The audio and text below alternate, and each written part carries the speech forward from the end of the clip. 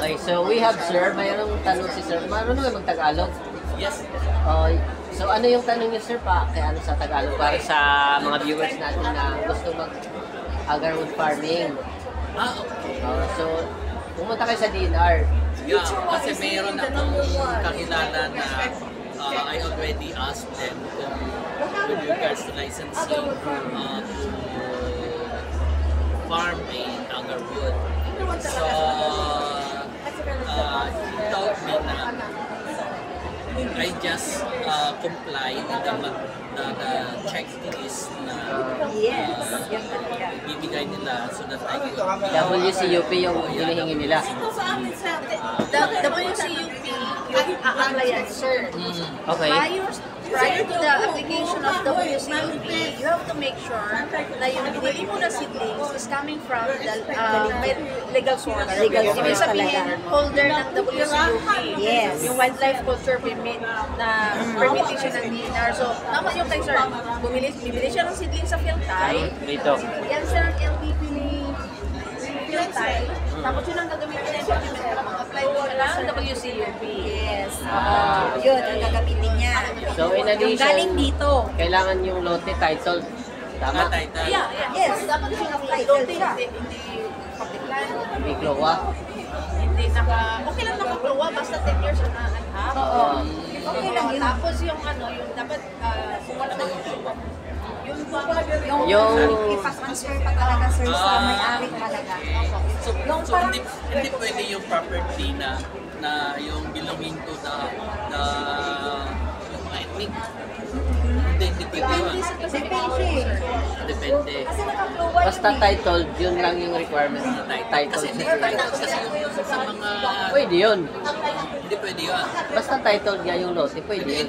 Nakapangalan sa'yo mismo na ikaw yung nagpa-farm. yan. Tapos ikaw yung nag-apply. So, ikaw yung nag-apply. Kasi kailangan yun sir sa WCU. Okay. Halimbawa yung property. Do you have the list, sir? Halimbawa yung property is still ginawang corporate sa mga magkakapatid. Hindi pa. Corporation. That means that it's not subdivided yet. It's not divided not yet subdivided among yet. the siblings. Holland. So, dahil ang pinapagawa ko naman, sir, pagka ganyan, pinapaas ko namin ng SPA na you are given the authority to cultivate the land or to plant yung agarwood para pagdating ko ng harvest time, hindi kayo mag-away-away. Yes. SPA ko bibili. Inaas ko na. Meron kayong list, sir? Kami may tatlo kami magkakapatid na na-transfer na pinangalan sa among us. So magiging parang corporate siya na dating. Yun po. This is another meeting so Hindi pa. Sige, i-prepare ko na sir. 100. May lista ka, sir, sa requirements? Nakuha sa DNR? Wala. May binigay sa akin yung walang kapilit pa, hindi ko pa nabasa. Ano yan? Iba-iba yan sa region, yung requirements, or nationwide? Parehas lang? Parehas lang? WCUP? Pwede akin na ito. Kasi makastop ka naman kami nito. So yun guys, sa mga gustong mag-agarwood farming legally, so unang-una is of course title yung lote nyo. Pagkatapos bibili kayo ng seedlings like nito, agarwood seedlings. Legally sourced siya. Kasi isa sa requirement ng WCUP is yung WCP at saka LTP. Okay?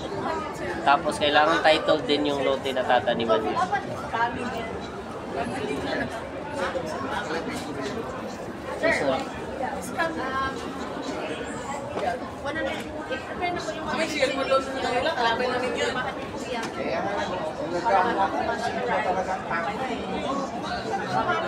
Tingnan mo sila ng 2,000 pesos. Sir, ano yun, sir? Tapos isa din is yung MOA. Like, mag-farming ka tapos maglagay ka ng... Di ba yung mention MOA? Emo mo na kayo sir, yung MOA. Kasi requirement din sa WCU, di ba? Ay, So, yun yung hindi na. Hindi na. Kasi pag pumunta si sir sa DNR, bibigyan naman siya ng mga list of documents na i-comply niya. So, if the DNR will ask for MOA, yun lang susundin eh. Kung ano yung hinihingi ng DNR, yun lang i-follow, yun yung i-comply. Yun lang. Kasi country kasi pero iba-ibang hinihingi. Iba-iba yung guidelines. So, pupunta na ako dun sa... Sa center, pumunta ka sa pinakamalapit na center. Sa cases ko naman, nauna na ako mag-plantation, wala pa akong WCUP, pero may LTP na ako. Nasaan yung... Sa Leyte ako, sir. Sa Leyte. May 1.6 tsaka 1.1 hectares. Ang laki na. Siyempre, 2019 pa kasi ako nag-start, sir. Okay. Tapos ako, mayroon na akong mga malalaki ng agar. Ready na kami for inoculation. Sir, pakiano rin. So yan guys, ganun yung legal ano. Tapos sa agarwa dapat yung inoculant, di ba? Kasi yun yung main product. Wala kasing kwenta pag tinanim mo lang, di ba? Hindi ka makaproduce ng agarwood. Pwede ba yun ma-propagate? Yes. Yung ano? Ito ko lang. Di ba? Di ba sa dito? Or kahit na inakulate na Bubunga pa rin siya. bunga pa rin siya. Sa akin, maraming bunga. Ah, sa'yo? So kung magbunga siya, ito yung potential. Pwede ka rin mag-ano ng nursery. I-register mo lang din sa DNR. So how long will it take from ganito na size hanggang 5 years, 6 years siguro. Bubunga na. Ito. Ito mga 4 to 7 years na bunga na siya. 4 to 7 years. Wow. Yes, sir. 4 to 7 years? Oo. Pero hindi pa siya ma-inoculate. 5 years. 5 years. Ganun. Yan. Pero ito is takes 8 years. No, ano lang. Hindi ito years. Mabilis na yan pag natanim na sa... 5 years. Oh, inoculate ko na. So another 5 years Yan. for harvesting. No, Ang haba ng... 2 years.